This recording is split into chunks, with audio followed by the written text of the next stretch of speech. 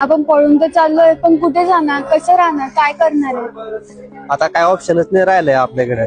आपल्या ज्याची अपेक्षा होती त्यांनी तर आपल्याला स्वीकारणार नाही. आता लास्टच ऑप्शन आहे, आपल्याला इथून पळून जावं लागणार आहे. अरे पण पळून तरी कुठे जाणार आहेत आपण आणि काय करणार आहेत? कुठं राहू, कसे राहू? कधी ना कधी कोणाला कळणारच आपल्या बाबतीत. कळणार तर आहेच, पण आता काय आहे, लास्ट ऑप्शन हेच आहे आपल्याकडे. हा तुमचा फोन. हा बोला अतुल. भावात चाललोय पळून तिला घेऊन.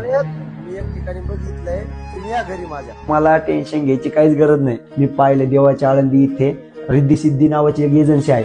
तिथं रजिस्टर पद्धतीने लव्ह मॅरेज करून दिलं जातात. आणि तुम्हाला सांगतो, उद्यातून तुम्हाला अडचण यावं नाही म्हणून तुम्हाला पोलीस प्रमाणपत्र देतात. कारण उद्या चालून पुरीचे घरचे आणि पोराचे घरचे कोणतीच ऍक्शन घेऊ शकत नाही. आणि तिथं हिंदू आणि बौद्ध पद्धतीने लग्न करून दिलं जातं. कमीत कमी वेळेत आणि कमीत कमीत खर्चात तुमचं लग्न होणार.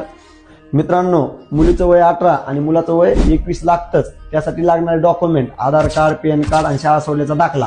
त्या मुलीचे 3 फोटो आणि मुलाचे 3 फोटो आणि 3 साक्षीदार आणि ते साक्षीदारचे 3 फोटो लागतातच तिथं. जर तुम्ही घरच्याच्या विरोधात लग्न करत असाल तर खाली नंबर दिलाय, त्यांना कॉन्टॅक्ट करा. याचा ऍड्रेस आहे चाकण आळंदी रोड.